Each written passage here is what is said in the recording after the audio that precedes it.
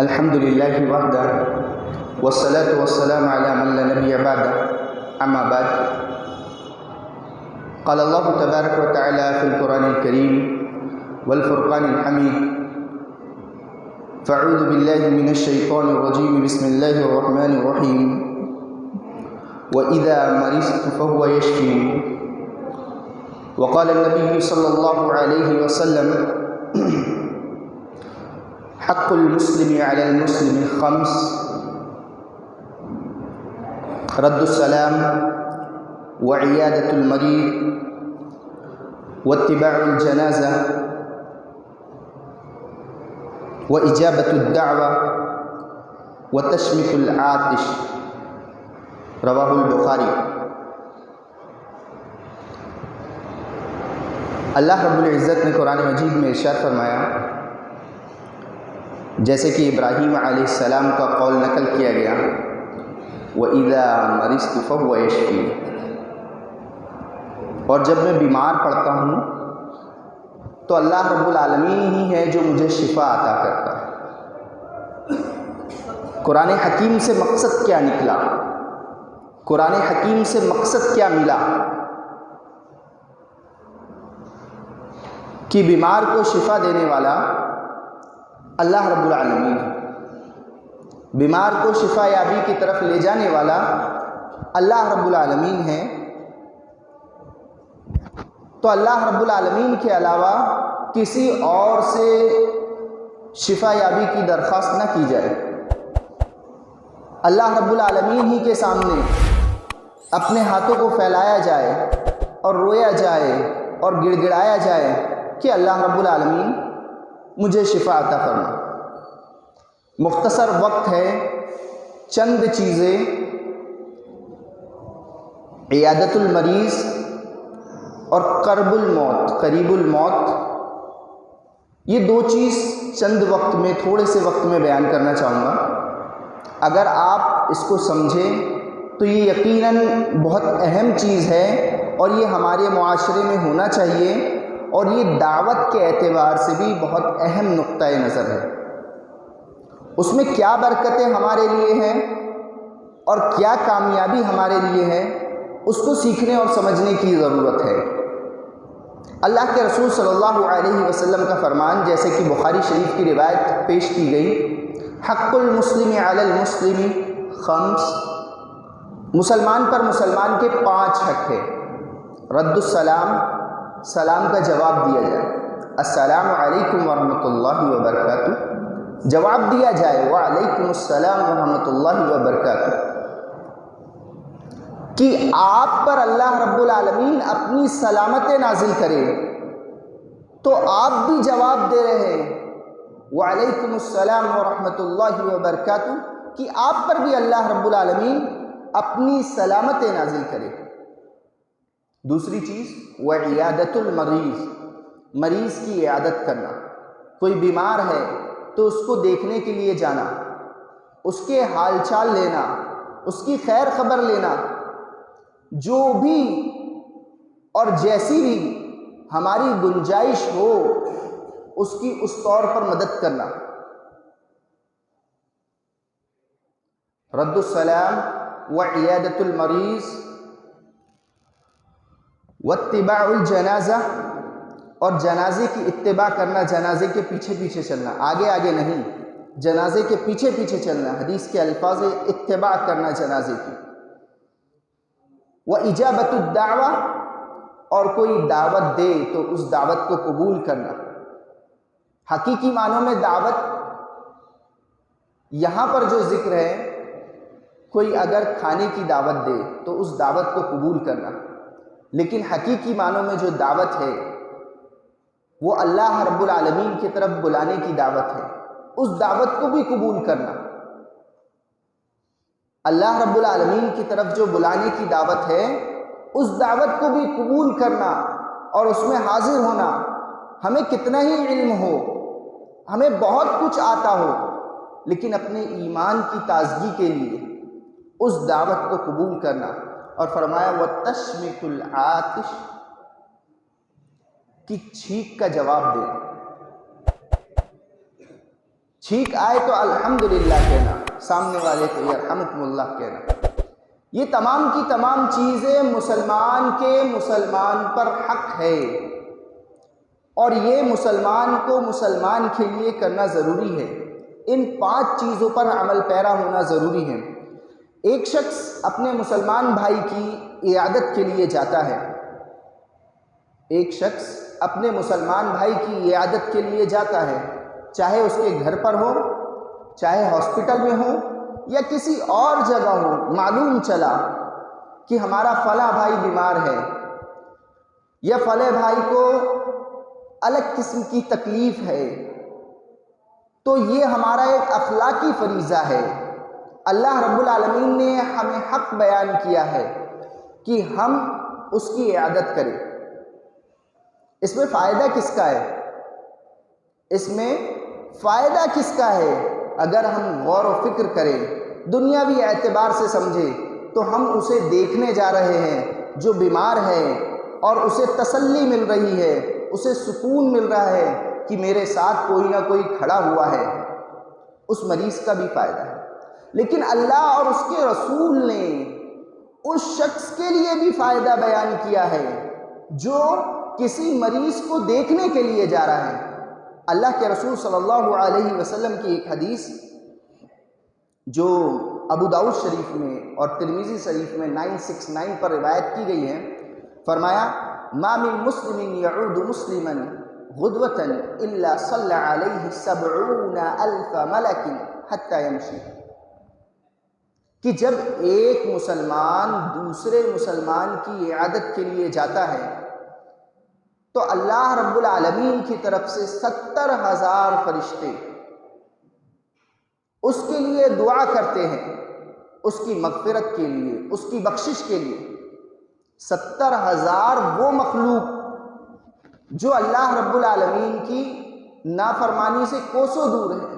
ہم تو حقیقی معنوں میں گنہگار ہیں، کئی خطائیں ہوتی ہیں، کئی گناہ ہوتے ہیں، لیکن اللہ رب العالمین کی وہ مخلوق جو گناہ سے بہت دور ہے، جو ذرہ برابر بھی گناہ نہیں کرتے، وہ مخلوق، اور ان کی تعداد اتنی زیادہ کہ وہ ہمارے لیے جو ایک بیمار کو دیکھنے کے لیے، بیمار کی عیادت کے لیے جا رہا ہے، اس شخص کے لیے 70,000 فرشتے دعا کرتے ہیں۔ اور اگر صبح کو جا رہا ہے تو شام تک، اور شام کو جا رہا ہے تو صبح تک، وہ فرشتے اس کے لیے دعا کرتے رہتے ہیں، اس کی مغفرت کے لیے، اس کی پریشانیوں کے نجات کے لیے، اس کے رزق میں برکت کے لیے، ہر اعتبار سے اس کے لیے دعا کرتے رہتے ہیں۔ تو یہ نقطہ ہمیں یاد رکھنا چاہیے کہ جب ہم عیادت المریض کے لیے جاتے ہیں تو اس میں صرف اس کا فائدہ نہیں ہے جو بیمار ہے، حقیقی معنوں میں یہ ہمارا فائدہ ہے۔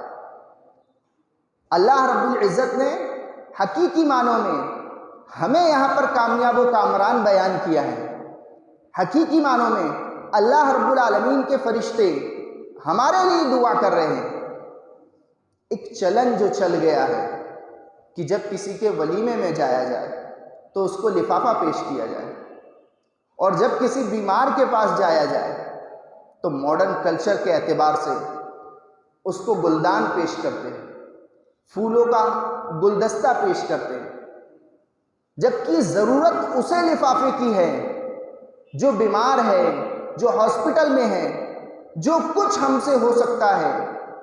جیسی بھی قدرت اللہ رب العالمین نے ہمیں عطا کی ہے، ہمیں چاہیے کہ اس قدرت کے اعتبار سے اسے مدد پہنچائے۔ اگر ہمارے پاس اتنا پاور ہے کہ ہم گورنمنٹ سے اسے کچھ فنڈ دلا سکیں تو وہ دلانا چاہیے، اتنا پاور ہے کہ ایمبولینس کا انتظام کر سکیں تو وہ کرنا چاہیے، اتنا پاور ہے کہ ہم اسے کچھ روپے پیسے سے مدد کر سکیں تو وہ کرنا چاہیے، اور کچھ بھی نہیں تو کم سے کم اپنی جسمانی اعضاء کے اعتبار سے اس کی مدد کرنا چاہیے، اپنے دل کے سکون کے اعتبار سے اسے تسلی دینا چاہیے، اس کے ساتھ رہنا چاہیے۔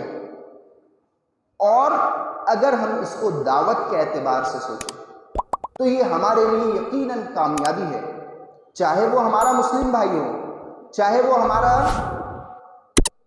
عزیز وطن ہو، ان تمام لوگوں کو اگر ہم اس اخلاقی رویے سے اپنی زندگیوں میں لے کر آتے ہیں، اس اخلاقی رویے سے ان سے ملتے ہیں، تو اللہ رب العالمین کی طرف سے ہمارے لیے 70,000 فرشتے دعا گو ہوتے ہیں، اور دوسری چیز کہ دنیاوی اعتبار سے وہ ہمارا حریف بن جاتا ہے، وہ ہمارا رفیق بن جاتا ہے، وہ ہمارا اچھا دوست بن جاتا ہے، ہمارا خیر خواہ بن جاتا ہے۔ آج ہم نے اس کی مدد کی ہے تو کل وہ یقیناً ہماری مدد کرنے کے لیے تیار ہو جائے۔ عیادت المریض کے تعلق سے اور ایک آخری چیز،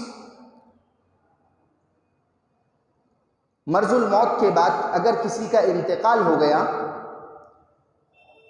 تو جو شخص کسی مردے کو، کسی وصال کو، کسی میت کو غسل دینے کے لیے متعین کیے جاتے ہیں، تو بہت سارے لوگ، مختصراً بیان کر رہا ہوں، آپ اس کو سماعت فرمائیے، کہ جو لوگ کسی میت کو غسل دینے کے لیے متعین کیے جاتے ہیں، لوگ بھاگتے ہیں، دور ہوتے ہیں کہ ہم اس میت کو غسل نہیں دیں گے۔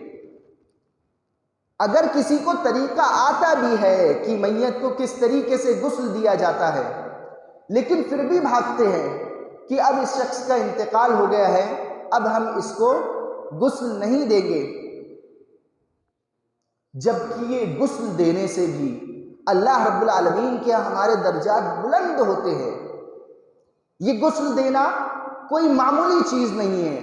ہم نے متعین کر لیا ایک ایسے شخص کو جو خاص اس کام کے لیے متعین ہے، اس کو بلایا جائے، اسے کچھ روپیہ پیسہ دیا جائے، اور پھر اس سے اس فریضے کو انجام لے لیا جائے، اور پھر معاملہ ختم۔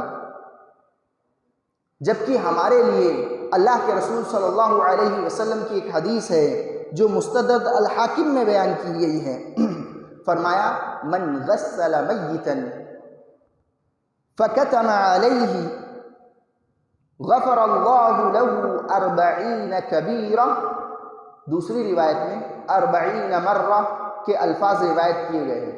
من غسل میتا، جس نے کسی میت کو غسل دیا۔ میت کو غسل دینا دنیاوی اعتبار سے، اخروی اعتبار سے، دونوں اعتبار سے ہمارے لیے فائدہ مند ہے۔ اللہ کے رسول صلی اللہ علیہ وسلم کی یہ حدیث جسے مستدرک الحاکم میں پیش کیا گیا، فرمایا من غسل میتا فکتم علیہ، جس نے کسی میت کو غسل دیا، فکتم علیہ، پھر اس پر خاموش رہا، غفر اللہ لہ، تو اللہ رب العالمین اس کی بخشش فرمائے گا 40 کبیرہ، 40 بڑے بڑے گناہوں سے اس کی مغفرت فرما دیں گے۔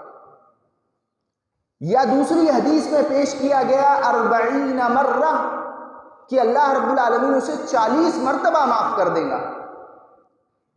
کس شخص کو؟ جس نے کسی مردے کو غسل دیا، اور کیا خصوصی چیز اس میں چھپی ہوئی ہے، وہ پوائنٹ بھی نوٹڈ چیز ہے۔ فَكَتَمَ عَلَيْهِ، پھر اس پر خاموش رہا۔ کس پر خاموش رہا؟ کہ جو اس کے عیب ظاہر ہوئے۔ ایک پورا جسم جس کو انسان نے اپنی زندگی میں کسی کو نہیں دکھایا، ایک پورا کا پورا جسم جس کو انسان نے اپنی زندگی میں کسی کو نہیں دکھایا، موت کے بعد وہ شخص جو اسے غسل دینے آتا ہے وہ اس کے جسم کو دیکھتا ہے۔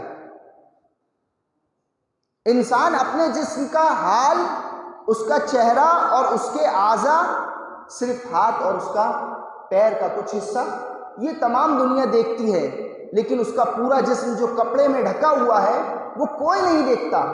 لیکن انتقال کے بعد، مرنے کے بعد، وہ شخص، اس کو اجازت مل رہی ہے کہ تم اب اس کے جسم کو دیکھ سکتے ہو، اس کو غسل دے سکتے ہو۔